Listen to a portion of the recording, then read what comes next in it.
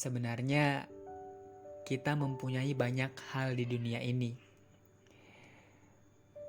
tapi rasanya pengen banget gitu hidup kayak orang lain yang kelihatannya bahagia, serba ada, dan kayaknya enak aja gitu ya.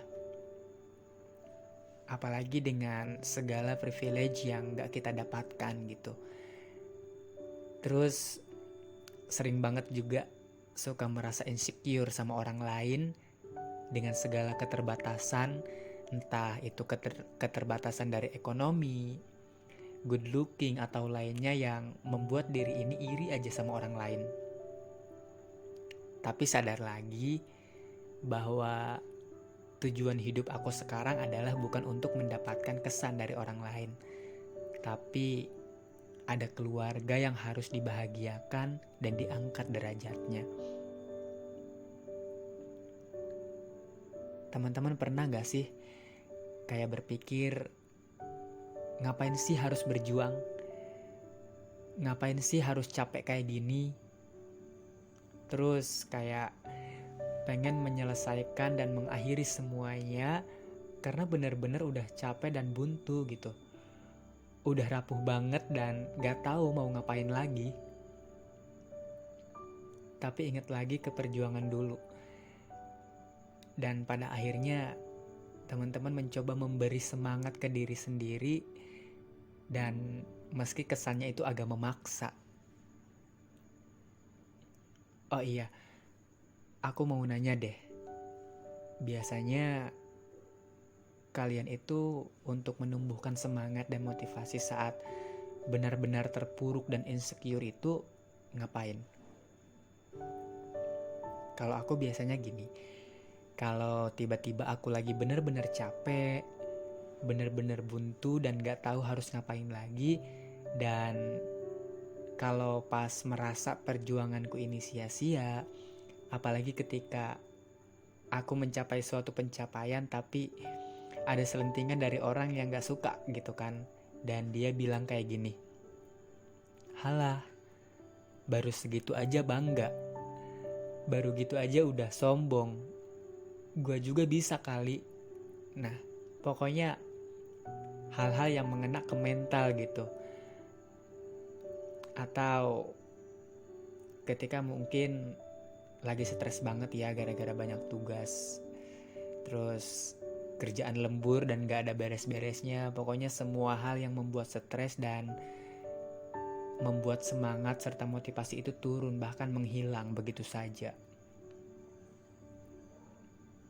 Yang pada akhirnya ya males buat ngapa-ngapain. Aku gak tahu cara teman-teman itu kayak gimana untuk menyembuhkan rasa stres, entah karena overthinking atau yang lain. Tapi aku berharap apapun yang dilakukan, tetap sayangi diri teman-teman sendiri ya. Maksudnya jangan sampai main narkoba atau hal-hal negatif lainnya. Sebelum aku lanjut ke cerita aku mengenai usaha menghilangkan stres, kayaknya aku buka dulu on air kita malam ini kali ya. Cus, mainkan. Bersama aku Muhammad Yani dalam cerita di penghujung malam. Lantunan kisah di antara kasur dan bantal yang menjadi kawan di pulau impian untuk memberikan ketenangan dalam setiap pikiran. So, let's to listen this story with me and let's sleep together. Don't forget pray before you sleep, and I hope this story, cerita di penghujung malam, make you relax and spirit for tomorrow.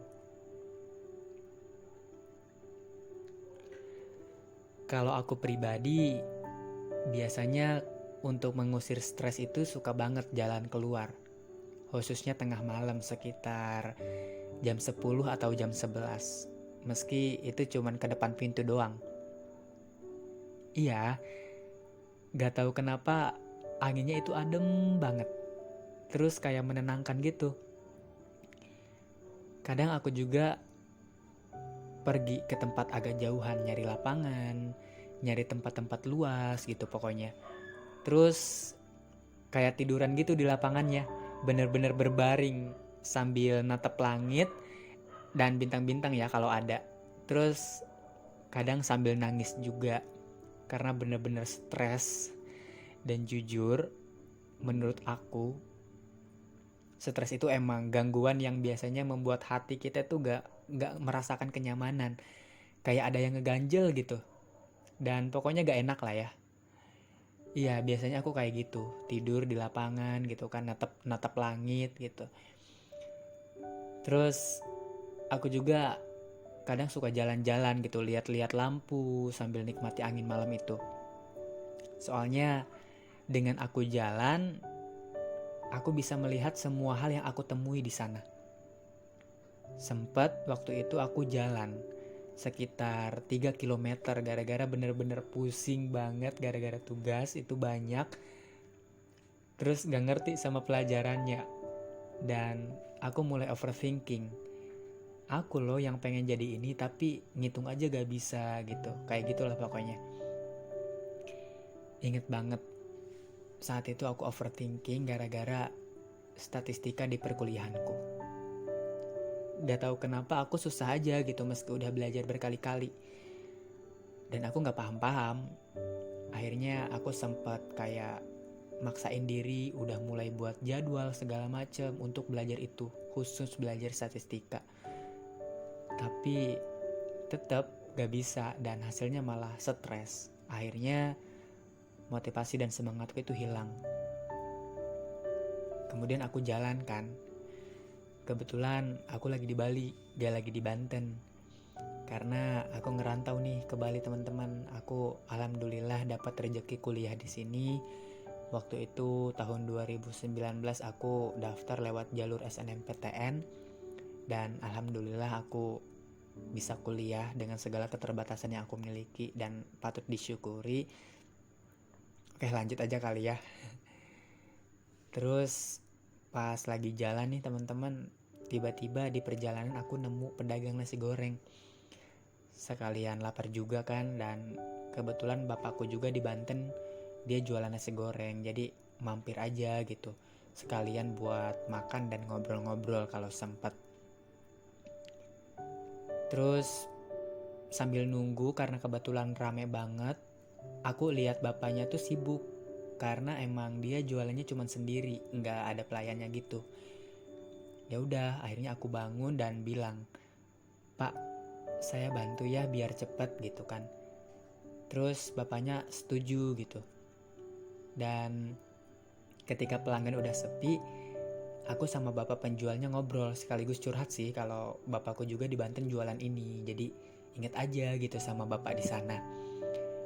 Aku juga bilang, "Pak, saya lagi stres pak, capek kuliah ya gitu. Pengen pulang aja terus kerja." Terus bapaknya bilang kayak gini, "Loh, kenapa? Kok capek? Kok pengen pulang? Banyak loh anak-anak seusia kamu yang pengen kuliah, tapi gak ada rezeki buat lanjutinnya. Anak bapak aja pengennya bapak kuliah kan nanti. Dan dia juga pengen kuliah. Tapi lihat nanti aja, semoga ada rezeki." Itu kata bapaknya guys. Dan yang bikin sedihnya dan bikin terharunya itu ketika bapaknya ngasih pesan gini ke aku. "Kalau dulu kamu memilih untuk kuliah di sini, rela-rela jauh dari orang tua, selesain dong urusannya. Kamu percaya kan kalau orang tua kamu selalu berdoa supaya kamu berhasil, dan ketika kamu pulang, ya kamu pulang dengan keberhasilan, bukan pulang karena kegagalan." Sumpah, kata-kata itu menampar aku banget. Terus aku kayak berpikir, ya ampun bener juga ya. Dan aku banyak belajar banget malam itu. Belajar dari apa ya dikatakan, belajar dari jalan-jalanku yang awalnya cuma nyari angin. Akhirnya aku belajar tentang pengorbanan seorang ayah untuk anak dan keluarganya, belajar untuk menyelesaikan apa yang telah dimulai, berani bermimpi untuk menjadi orang sukses, dan usaha untuk mewujudkannya. Pokoknya banyak banget pelajaran yang aku dapat. Dari kejadian ini, aku mulai suka banget nih, lebih suka gitu jalan-jalan. Khususnya jalan-jalan malam kalau lagi stres atau lagi ada waktu luang gitu. Karena aku rasa inspirasi dan motivasi itu gak melulu dari orang yang sukses aja datangnya. Tapi dari pedagang nasi goreng aja aku bisa mendapatkan ilmu yang sampai sekarang masih terasa banget. Dan aku gak bilang pedagang nasi goreng gak sukses ya. Beliau sukses kok. Sukses menjadi ayah yang bertanggung jawab dan sukses membuat aku kembali percaya diri dan semangat lagi. Dan dari sini aku percaya bahwa inspirasi dan motivasi bisa didapatkan di mana saja. Mungkin di akhir cerita ya teman-teman, mungkin kita dapat mengambil hikmahnya dari cerita yang ini cerita pure, cerita aku. Mungkin cerita orang lain bisa berubah atau bisa berbeda. Ketika teman-teman merasa stres dan mungkin semangat dan motivasinya menghilang, coba lakukan apa yang teman-teman sukai. Atau mungkin bisa pergi dulu keluar, terus nyari-nyari inspirasi dan semangat baru gitu. Karena jujur, kita gak bakal tahu loh di mana kita akan menemukan hal yang berharga. Terkadang, dari ketidaksengajaanlah justru membawa kita ke arah keberhasilan. Dan dari ketidaksengajaan itu, kita lakukan secara terus-menerus, dan sampai akhirnya kita berhasil membawa semangat dan motivasi lagi. Jadi buat kamu yang lagi gelisah, dan pokoknya pusing, jangan terlalu menyiksa diri ya. Yuk, berdamai dengan diri sendiri dulu, mencari udara segar. Pokoknya jangan menyiksa diri sendiri. Jangan memaksa diri sendiri untuk selalu terus berjuang. Berjuang itu ada batasnya juga. Sesekali kita perlu memanjakan diri, entah itu dengan mencari ketenangan dulu, mencari udara dan angin, supaya lebih semangat lagi untuk berjuang. Dan pada akhirnya aku mengajak untuk aku sendiri dan untuk teman-teman, semangat ya.